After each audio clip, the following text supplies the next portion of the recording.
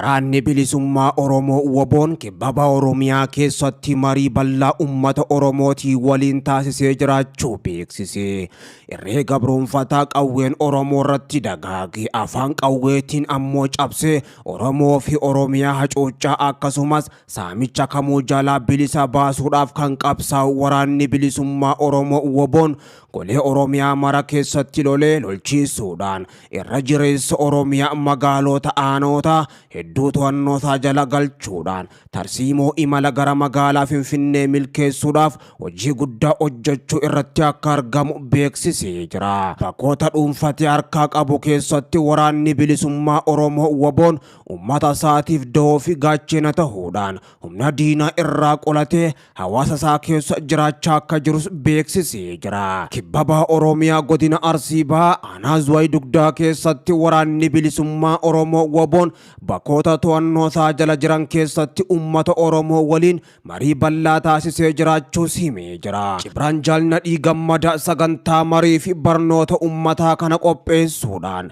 uummata Oromoo mariisisaa akkasumallee barsiisaa turu kan hime yoo ta'u ammoo saganticha irrattis haala yeroo biyya Itoophiyaa kaasuudhaan marii bal'aa gaggeessaa turu ajajaa WBO naannichaatis ibsee jira. Dhumarrattis ammoo qorichi biyya Itoophiyaa dullattii tanaa tokkummaa Oromoo ta'uu ibsuudhaan qabsoo Oromoo damboobee rarraaga bilisummaa irra ga'e kanatti ammoo goola bahoruudhaaf tokkummaan galma gahinsa kaayyoo tokko furtuu ta'uu barnoota kennamerraa hubachuun jiraattonni aanichaatis dubbatanii jiru. Waraanni bilisummaa Oromoo WBOn dhiyeenya kana akkaan guddaatee bakkoota garagaraatti mariirra yoo jiru kan mul'ate yeroo ammaan tana mariisaa goola buudhaan sabichaas mariisisaa akka jiru kan beeksise. Itoophiyaa saba Oromootiif diina taate ammoo dawaan isii tokkummaa sabichaati jechuudhaan ummanni tokkummaadhaan humna isaa cinaa dhaabbatee diina isaa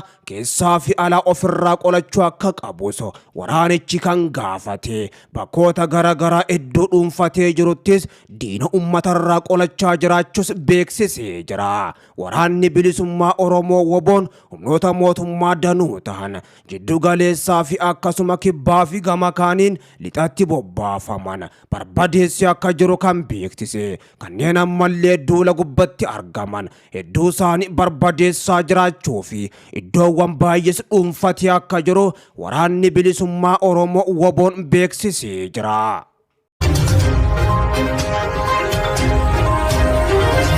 Lolli guddaan waraana bilisummaa Oromoo fi humnoota mootummaa gidduutti lixa Oromiyaatti gaggeeffamaa jiraachuun himamee jira. Lixa Wallaggaa aanaa mana Siboo keessatti guyyaa lamaaf lolli guddaan walitti dhaabbachuudhaan humnoota mootummaatii fi waraana bilisummaa Oromoo WBO gidduutti gaggeeffamaa turuunsaa kan himame. Bitooteessa 13 bara 2023 guyyaa har'aan tanaa gootichi waraana bilisummaa Oromoo WBOn godina lixa Wallaggaa mana Siboo keessatti humnoota diinaati kan jedhuun hedduu isaanii barbadeesse hedduu isaanii ammoo marrandammii hin qabneen adabee jiraachuus beeksisee jira. Waraanni bilisummaa Oromoo WBOn tarkaanfii ilaaleessaa aanaa mana Siboo gandoota hedduu fi akkasuma gama kaaniin bakkoota waraanni mootummaa buufatee jiru keessatti fudhateen waraana mootummaa faashistiiti kan jedhuun 80 ol yoo ajjeesu kanneen ammoo 20 takkaa ol ta'anis madeessee jiraachuu waraanni bilisummaa Oromoo WBOn beeksisee jira. Lola kanaanis waraanni bilisummaa Oromoo lixatti argamu hidhannoowwan gurguddoo humnoota mootummaarraa booji'uudhaan mooraa qabsoo Oromootiifis galii taasisee jiraachuu beeksisee jira. Lolli guddaan waraana bilisummaa Oromootii fi humnoota mootummaa gidduutti gaggeeffamaa jiru jabaatee akkaan kan itti fufe. Ijoolleen Oromoo ammoo gama isaaniitiin tarkaanfii jabduu lixa Oromiyaa fi kibbatti fudhachaa jiraniin guyyaa lamaan kana injifannoo gurguddoos argatanii jiraachuu beeksisanii jiru.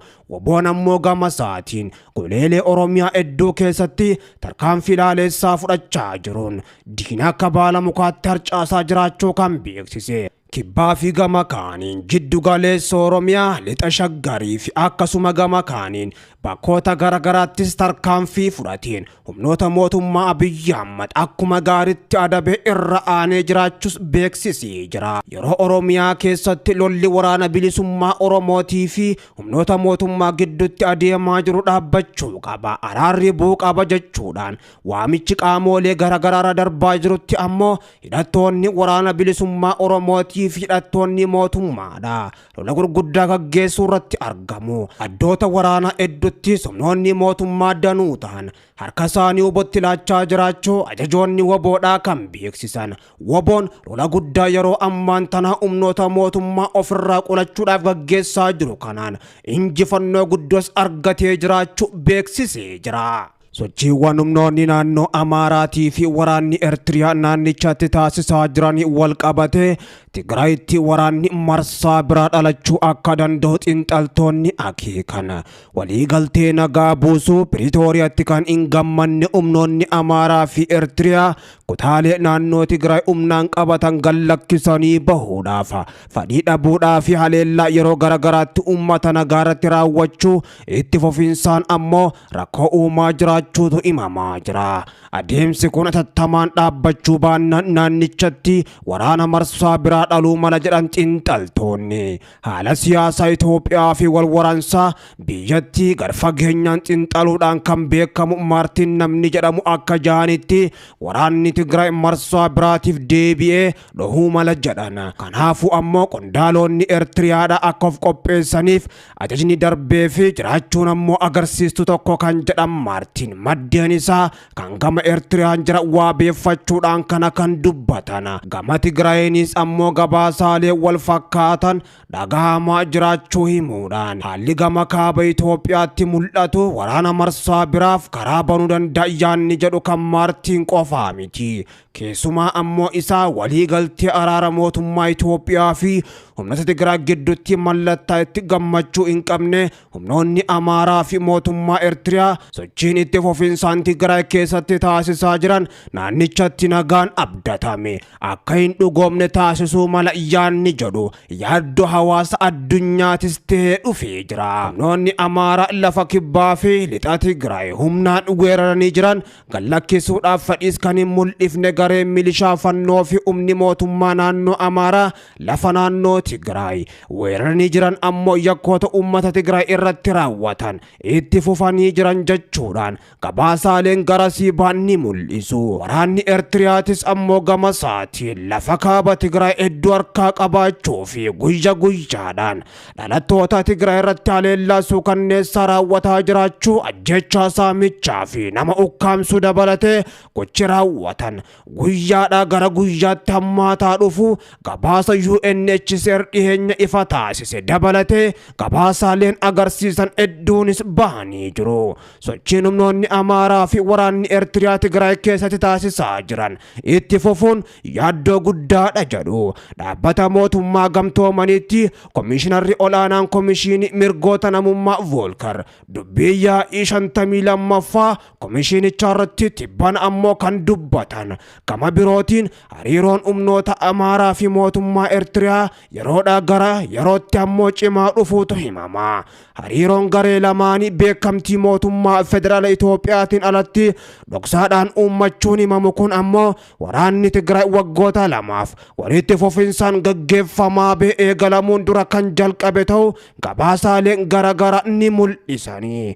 Hariiroon humnoota Amaaraa dhoksaan gara Eertiriyaatti erganii leenjisuurraa eegalee hanga ammoo lixa Tigraay waloodhaan weeraruutti ga'e kun yeroodhaa gara yerootti jabaataa dhufuun sadarkaa qophii waraana waloon taasisutti ce'ee jiraachuutu himama. Tarkaanfiileen mootummaan naannoo Amaaraa dhiheenya kana fudhataa jirus adeemsa kana kan jajjabeessuudha kanneen jedhanis ni jiru. Mootummaan naannoo Amaaraa hooggantoota kanaan dura ammoo mootummaa federaalaatiin aangoorraa fageeffamanii turan kanneen akka obbo Iyuwaanisii fi Birgeedar Jeneraal Tafarraa Maammoo gara aangootti deebisuudhaaf fedhii mul'isaa jiraachuutu himamaa jira. Hogganoonni kunneenis ammoo isaan aangoon biyya Itoophiyaa hogganuu saba Amaaraatiif mala ilaalcha jedhu tarkaanfachiisanii fi humna naannoo Amaaraa sadarkaa olaanaadhaan ijaaranii bobbaasaa turan ta'uu cinatti ammoo hariiroo mootummaa Eertiriyaa waliin uumame keessattis isaan qooda murteessaa qaban ta'uutu himamee jira. Waliigalatti ammoo haalli gama mootummaa naannoo Amaaraa mootummaa Eertiriyaa fi keessoo Tigraayitti mul'atu naannichatti waraana marsaa biraa dhaluu mala yaaddoo jedhu sammeessaa kan dhufe waytii ta'u sochiin humnoonni Amaaraa fi waraanni Eertiriyaa Tigraay keessatti taasisaa jiran kana ilaalchisuudhaan gama mootummaa federaalaatiin ejjannoon ifatee saga ammaatti hin mul'anne. Masriin dhimma hidha guddicha haaromsa Abbayyaa kan waggaa 10 oliif wal falmisiisaa ture ajandaa dhaabbata mana maree liigii Arabaa taasifte. Kun kan ta'e waytii walga'iin mana maree liigii ministeerota dhimma alaa liigii Arabaa pirezidaantummaa Masriitiin Kaayirootti gaggeeffamaa jirutti. Murtee liigii Arabaa kana hordofuunis Itoophiyaan karaa ministeera dhimma alaa isheetiin kan mormite yoo ta'u, dhimmi Abbayyaa ammoo marii biyyoota jidduutti gaggeeffamuun kan furamu ta'uu kaasuudhaan murtee liigichaa Itoophiyaan mormitee jirti. Ministeerri dhimma alaa Masrii Saamii Shakurii kan bu'aa Liibiyaa irra pirezidaantummaa mana marichaa fudhatan yoo ta'u, manni maree ministeerota dhimma alaas dhimma hidha guddicha Abbayyaa ajandaa dhaabbataa mana maree liigii Arabaa akka ta'uuf murteessanii jiru.